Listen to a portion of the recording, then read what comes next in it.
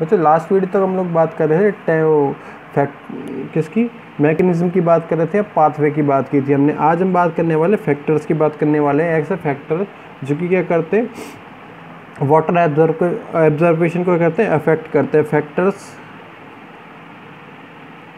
Affecting to water absorption, factors affecting to water absorption. Okay,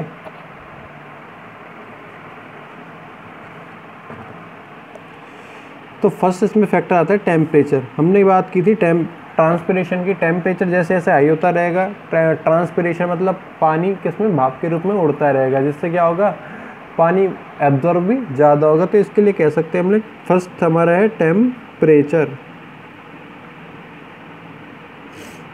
temperature, ठीक है ना। अब सबसे ज़्यादा इसके लिए वाटर एब्जॉर्प्शन के लिए ऑप्टिमम टेम्परेचर होता है। इस पर क्या हो कि वाटर एब्जॉर्प्शन सबसे ज़्यादा पाया जाए। ऑप्टिमम टेम्परेचर होता है 25 डिग्री सेंटीग्रेड से लेकर 35 डिग्री सेंटीग्रेड, ठीक है ना। अब इस पर क्या होगा, व्हेन टेम्परेचर डिक्रीजेज, यहाँ लिख देता हूँ मैं, decreases then water absorption also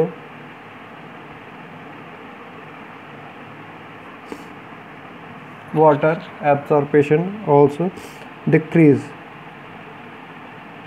अब इसके कारण हो सकता है, इसका फर्स्ट कारण है क्योंकि परमिएबिलिटी क्या हो जाए, सेल मेम्ब्रेन की कम हो जाए। Permeability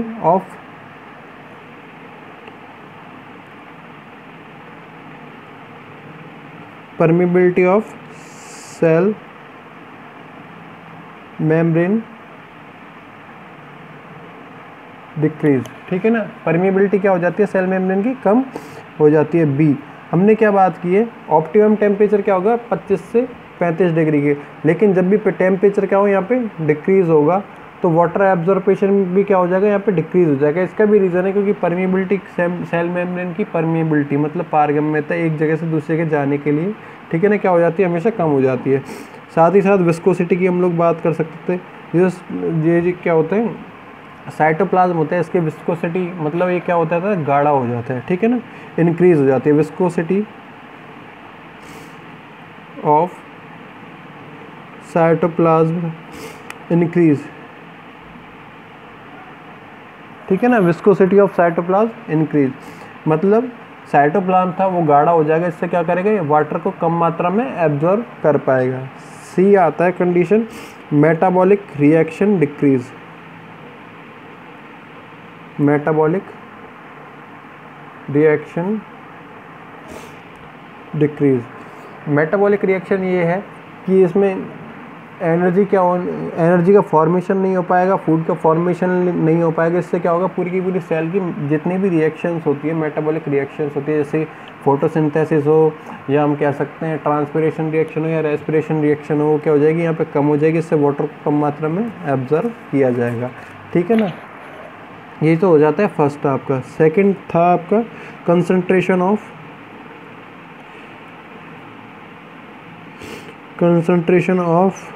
soil solution.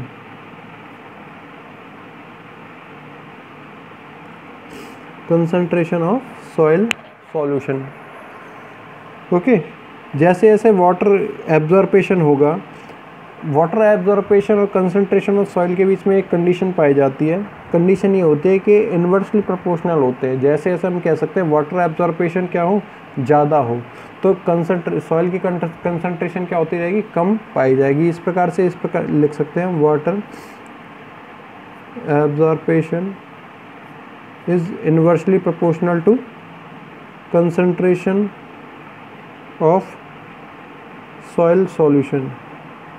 Concentration of soil solution, ये सॉइल जो सॉल्यूशन है, सॉइल का जो सॉल्यूशन है, ठीक है ना, इसकी कंसंट्रेशन क्या हो जाएगी, यहाँ पे कम हो जाएगी, ठीक है ना। मतलब हमने ये कहा है, अगर हाई कंसंट्रेशन पाई जाए सॉइल की क्या हो, हाई कंसंट्रेशन हो, मतलब इसमें मिनरल्स की मात्रा क्या पाई जाए, बहुत ज़्यादा पाई जाए, तो मतलब ये कह सकते हैं साल्टी सॉइल पाई जाएगी।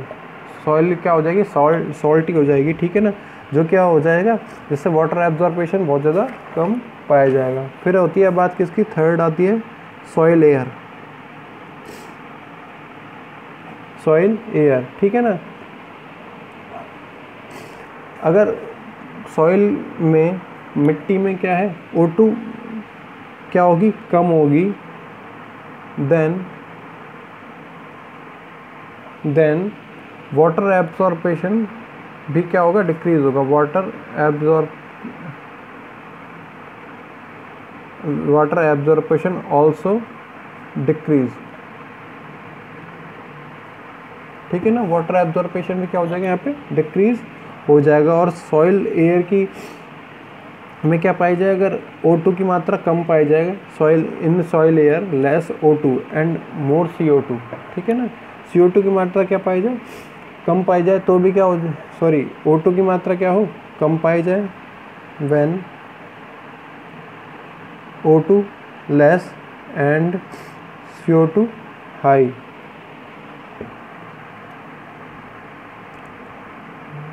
देन वाटर एब्जॉर्प्शन डिक्रीज है, क्योंकि वाटर को एब्जॉर्ब करने के लिए O2 आवश्यक होती है, ठीक है ना, O2 क्या होती है, आवश्यक होती है। If the soil O2 decreases bye 15%, ठीक है ना, जब भी सॉइल में 15% से कम क्या हो जाए, O2 हो जाए, मतलब इसका कह सकते हैं हम CO2 की मात्रा क्या हो जाएगी, यहाँ पे 1% लगभग बढ़ जाएगी, 1% क्या हो जाएगी, यहाँ पे बढ़ जाएगी। तो यहाँ पे क्या हो जाएगा, वाटर का जो एब्जॉर्प्शन ये था, ये क्या हो जाएगा, डिक्रीज हो जाएगा। फिर फोर्थ नंबर पे आता है अवेलेबिलिटी ऑफ वाटर,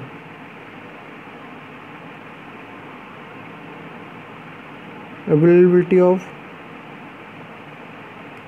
वाटर, ठीक है ना, availability of water, more capillary water, मतलब अगर सॉइल में क्या पाया जाएगा, पानी की मात्रा ज़्यादा पाई जाएगी, तो ये कह सकते हैं हम कैपिलरी एक्शन या एब्जॉर्प्शन में क्या होगा, ऑब्वियसली ज़्यादा होगा। मोर वाटर,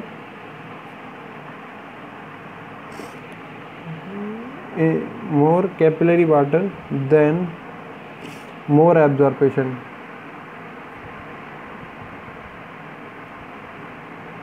एब्जॉर्प्शन भी क्या हो जाएगा, यहाँ से बढ़ जाएगा। फिर फिफ्थ नंबर पे आता है ट्रांसपिरेशन, जो कि क्या है, मेन फैक्टर है यहाँ पे, ट्रांसपिरेशन, ठीक है ना। वाटर एब्जॉर्प्शन की हमने बात कर रहे हैं, वाटर एब्जॉर्प्शन डायरेक्टली क्या होता है, प्रोपोर्शनल होता है, water absorption is directly proportional to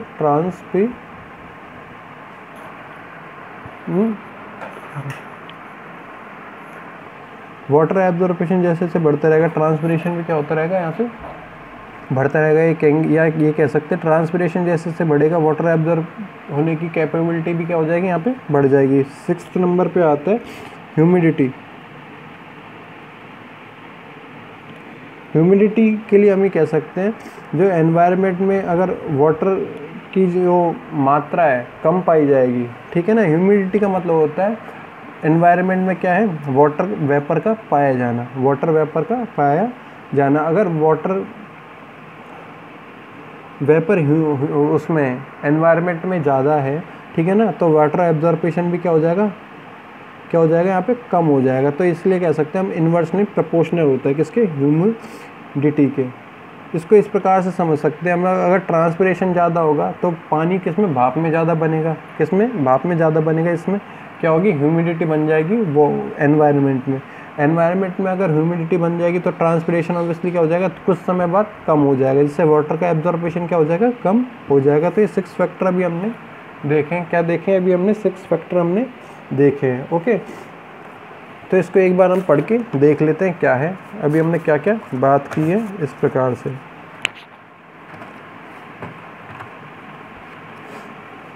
temperature, ठीक है ना, ऑप्टिमम टेम्परेचर हमने क्या बोला, 25 से 35 डिग्री, ठीक है ना। When temperature decreases then water absorption also decrease. जब भी टेम्परेचर क्या हो, इससे ज़्यादा कम पाया जाए, ठीक है ना, कम पाया जाएगा तो जो एब्जॉर्प्शन है वो भी क्या हो जाएगा, यहाँ पे कम हो जाएगा। जैसे permeability of cell membrane decrease, permeability जो कि एक दूसरी चीज़ को ले जाने की जो क्षमता है वो क्या हो जाएगी, कम हो जाएगी। विस्कोसिटी, मतलब जो विस्कोसिटी आप पढ़ते भी हो, किसी भी चीज़ का गाढ़ा होना, ठीक है ना, क्या होना, कंसनट्रेट फॉर्म में पाया जाना है। तो जो साइटोप्लाज्म होता है सेल के अंदर, ये क्या हो जाएगा, विस्कस हो जाएगा, बहुत ज़्यादा गाढ़ा हो जाएगा, जिससे क्या हो जाएगा, ये जो आपका एब्जॉर्प्शन है ये क्या कम हो जाएगा। मेटाबॉलिक रिएक्शन डिक्रीज, जैसे जैसे टेम्परेचर कम होता जाएगा, फोटोसिंथेसिस रेस्पिरेशन की रेट क्या हो जाएगी, कम हो जाएगी, इससे एनर्जी कंज्यूम नहीं हो पाएगी, एनर्जी का प्रोडक्शन नहीं होगा।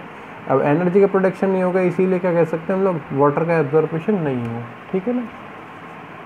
फिर नेक्स्ट बात आती है किसकी, concentration of soil solution.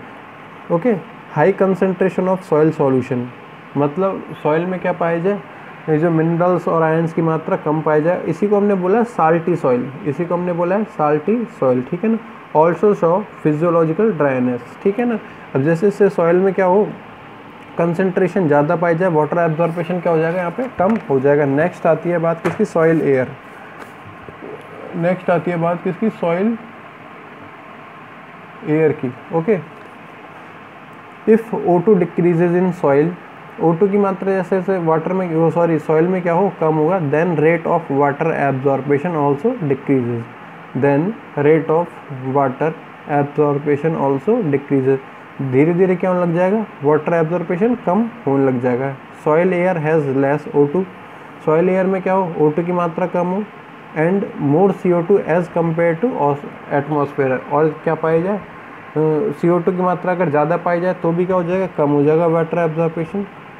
In the soil O2 decreases bye 15%, 15% अगर सॉइल में क्या हो जाती है, O2 की मात्रा कम हो जाती है, तो CO2 लगभग 1% क्या हो जाती है, बढ़ जाती है, इससे वाटर एब्जॉर्प्शन क्या हो जाएगा, कम हो जाएगा। फिर आती है अवेलेबिलिटी ऑफ वाटर, कितना वाटर पाया जाए, मोर कैपिलरी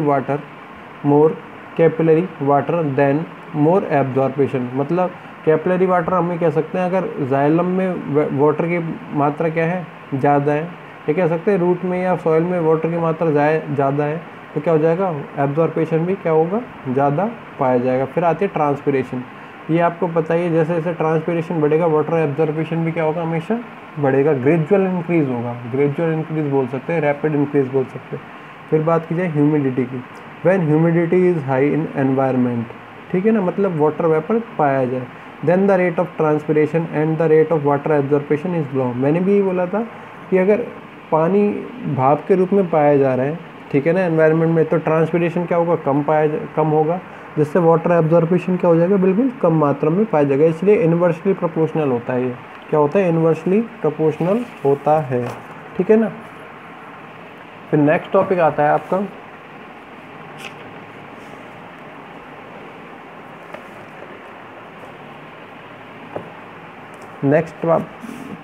आपका जो हम लोगों ने इस चैप्टर को 2 पार्ट्स में बांटा था, एक था वाटर एब्जॉर्प्शन, सेकंड था एसेंट ऑफ सैप।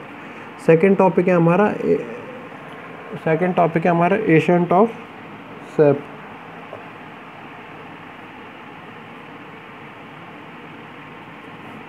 क्या है एसेंट ऑफ सैप, सैप का मतलब है यहाँ पे लिक्विड से,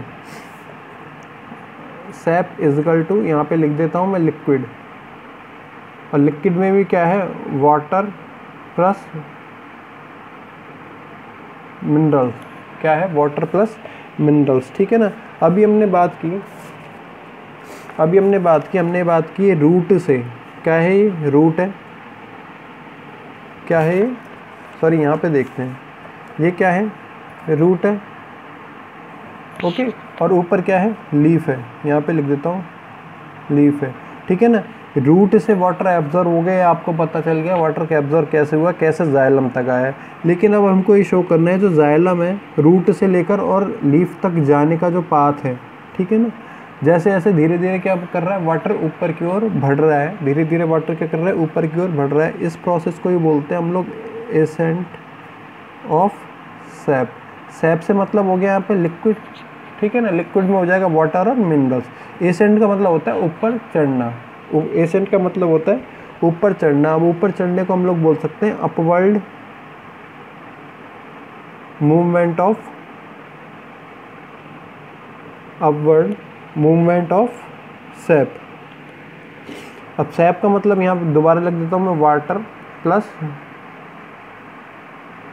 मिनरल, ठीक है ना। दोबारा देख लेते क्या क्या है हमने, जितने भी रूट हेयर द्वारा क्या किया गया, वाटर एब्जॉर्ब हुआ, ठीक है ना, वो कहाँ से, जो इस प्लांट का जो स्टेम है उससे, और स्टेम ब्रांचेज हैं, ठीक है ना, स्टेम ब्रांचेज से होता हुआ कहाँ तक पहुँच जाए, प्लांट का जो टॉप पार्ट है या प्लांट का जो लीफ है उस तक पहुँच जाए। इस पूरे के पूरे पहुँचने को ही हमने क्या बोला है, एसेंट ऑफ सैप बोला है। क्या बोला है, एसेंट ऑफ सैप बोला है, ठीक है ना। एक बार इसकी डेफिनेशन देख लेते हैं। और ये किसके द्वारा हो रहा है आपको ये पता है, यहाँ पे हमने एक सब वर्ड लिख रखा है, जाइलम।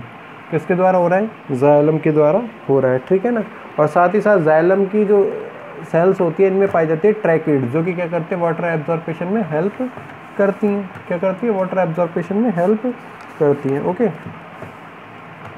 तो बात की जाए किसकी, accent of SAP, upward movement of,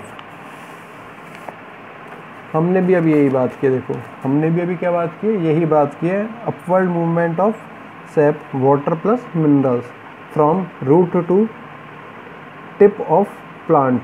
tip का मतलब होता है टॉप पार्ट होता है, and the leaves called ascent of sap which occurs through tracheid. Tracheid के लिए भी हमने बात की है, ट्रैकिड क्या होगी, एक जाइलम का एक पार्ट होता है जो कि वाटर एब्जॉर्प्शन में हेल्प करता है, ट्रैकिड, या वाटर ट्रांसपोर्टेशन में हेल्प करता है, and vessels of xylem. Okay, तो ये हो जाता है आपका क्या, एसेंट ऑफ सैप। फिर आता है पाथ, आता है किसका, एसेंट ऑफ सैप का पाथ आता है। इसको हम लोग किससे समझ सकते थे, कुछ एक्सपेरिमेंट हैं उनकी हेल्प से समझ सकते थे, ठीक है ना।